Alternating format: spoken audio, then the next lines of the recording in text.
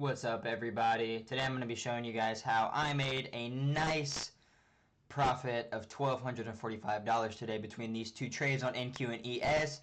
Now, as you know, I was down for the week, and we immediately pulled ourselves out of with these two trades right here, and made like $1,000 today. So let me show you exactly why I traded this today. So if we can see, we also put in a bullish SMT on S&P. So first, top-down analysis. Okay, first we have this liquidity sweep of this accumulation zone right here. This little range right here gets swept out. We don't sweep this, and I was waiting for this to get swept before I was really taking a trade. But then, okay, we started rejecting. First, we came up, broke structure on, we broke structure on the hourly, okay, overnight. And then, so I noticed that, and I'm like, okay, from rejecting off that, we didn't want to take and sweep that low. So it looks like longs is the play here. And the only thing I was wary of is this 4-hour bearish block, is this 4-hour bearish BPR, but we ran straight through that. And my third take profit was this.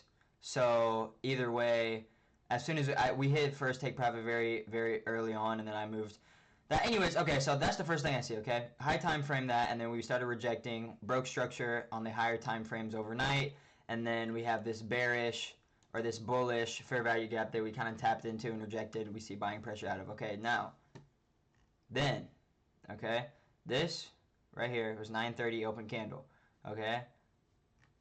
We instantly break structure to the upside, and I'm like, okay, we could see a trade here. I was wary with Powell speaking at 10 a.m., but I decided to just say fuck it, and Powell speaking actually just boosted the market even more, so it actually came into our favor way better. And then on the 5-minute, 15-minute, we see 15-minute, we're about to break structure, and then on the 5-minute, we formed a 5-minute bullish gap. If we can load, maybe. Holy shit. Okay. And then we formed this this bullish gap right here, and then as soon as we come back into it, this was my entry right here. As soon as we come back into it, bam. And now we're running. And then we run, instantly hit, take profit, and then I pretty much just did the exact same thing on NASDAQ. The reason that I did want to trade NQ or ES first was because that we put in this bullish SMT, and then after we were kind of validating this at this higher time frame, bullish bias. I was like, okay, internal, where does it line up on internal time frames? Bam, we pulled back into a bullish gap. That gets validated. I enter, and yeah, I closed out about, like you can see right here, around 1,245. I actually would have made, so I made around $1,400 because I was about $200 in the negative from previous trades that I've taken. From the trades that I took the other day, you can see that I lost money on, but now we are all good, and our P&L for the week, for this week, is $1,245.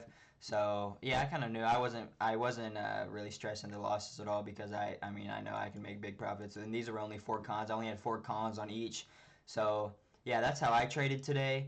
Ladies and gentlemen, I honestly, if there wasn't this big 4-hour bearish fair value gap right there, I would have had my shit all the way up here, and then now I feel like we will break back now above all-time highs, especially with Trump. We had Trump speaking today. We had another FOMC member speaking, and then we also had Powell speaking today at 10 a.m. And then as you can see, as soon as Powell started speaking, this 10 a.m. candle right here just fucked, just straight to the fucking moon. And now there's no way that we are going to be able to take out these all-time highs. So then, honestly, for tomorrow, I'd be looking for an EQ play. 100%, I'd be looking for some kind of EQ play.